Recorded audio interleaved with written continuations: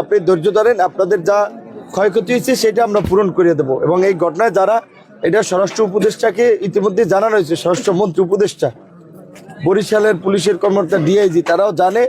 দেখবেন যারা ঘটনা ঘটাইছে 2-1 দিনের মধ্যে ধরা পড়ে যাবে, এগো বিরুদ্ধে শাস্তি হবে। এবং আপনার যা ক্ষয়ক্ষতি সেটা আমরা দেবো বাবা, আপনি আমরা আমাদের জন্য যেহেতু ক্ষতিগ্রস্ত হয়েছে আমরা আছি পাশে। সাংবাদিক ভাইয়েরা, যেহেতু আপনারা জানেন যে এখানে মূলত আমরা বিএনপি এবং গণ অধিকার পরিষদের সমন্বয় নির্বাচনটা করছি। এই নির্বাচনী কর্মকাণ্ডে বিএনপির নেতাকর্মীরা, নতুন যারা দায়িত্বপ্রাপ্ত হয়েছেন, তারেক রহমান যাদেরকে দায়িত্ব দিয়েছেন, তারা আমাকে সক্রিয়ভাবে সহযোগিতা করছেন। সমস্ত ঘটনাগুলো তাদের নখদর্পণে আছে। বিএনপির নাম পদবি ব্যবহার করে অনেককে বিভ্রান্ত করার চেষ্টা করা হচ্ছে, অনেককে কথা বলার ফলে তারা আমাদের সাথে ফিরে এসেছে। তো আজকে যেই ঘটনার প্রেক্ষাপটে আমরা এখানে আসলাম, আপনারা শুনেছেন আমার উপস্থিতিতেই, উপজেলা বিএনপির সদস্য সচিব তার উপস্থিতিতেই আমরা আমাদের যুব অধিকার পরিষদের কর্মী, যাকে প্রতিনিয়তই হুমকি দেওয়া হচ্ছিল যে হাত কেটে ফেলবে, পা কেটে ফেলবে, তাকে খুন করা হবে, কেউ তাকে রক্ষা করতে পারবে না। এবং এই হুমকি শুধুমাত্র এই আমখলায় নয়, আমখলা, গোলখালি, গলাচিপা, 10 মিনার অনেক জায়গায় আমরা শুনেছি। এবং অনেককে বাড়িতে গিয়েও হুমকি দেওয়া হয়েছে।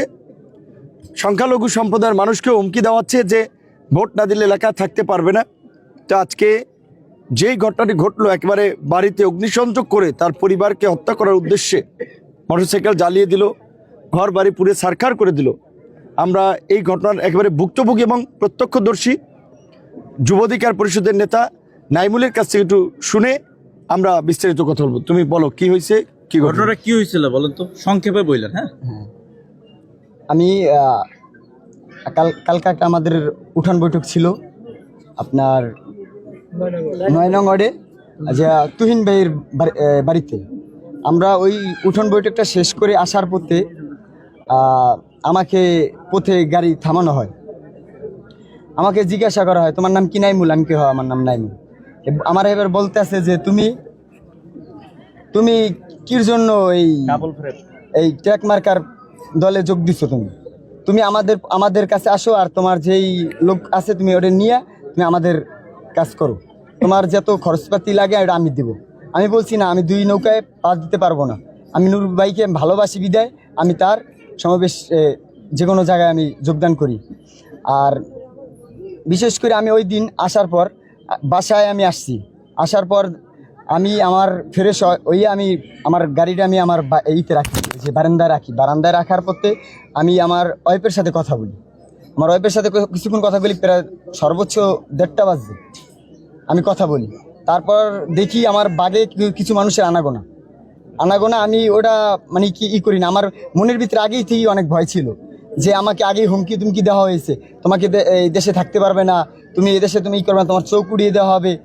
আমার এক ভাগ্নে আছে, তারও ওই জায়গায় নিয়ে ক্লাবে নিয়ে এরকম হুমকি তুমকি দিয়েছে। তাই আমরা কি কারা, ওদের নাম টাম? হ্যাঁ, অবশ্যই চিনি। নাম হয়েছে যে আপনার হয়েছে আমাগো মেম্বার, আর নাম হয়েছে যে আপনার এই কাশেম, আবু কাশেম মেম্বার। হ্যাঁ, মেম্বার। আমাকে হয়েছে যে 1 নং ওয়ার্ডের আপনার আমখলাই এই কয় নং ওয়ার্ডের মেম্বার। আর এদিকে আরো হার কিছু লোক আছে যে হার নেতৃত্বে এই পোলাপান্ডি আমাদের করে ধলাই, তার নাম হয়েছে ধলাই। সে বলে যে তো এই আবাসনের যদি একটা মানুষ যদি মরে যায়, এরম এই একটা মানুষ মরে গেলে আমি তার এরম মামলা চালানোর মতো আমার ক্যাপাসিটি আছে, আমি চালাতে পারবো, আমার এরম আছে, আমি সরকারের মাধ্যমে আমি কেস চালাইছি, এরমও কিছু বার্তা আমাদের কাছে বলে।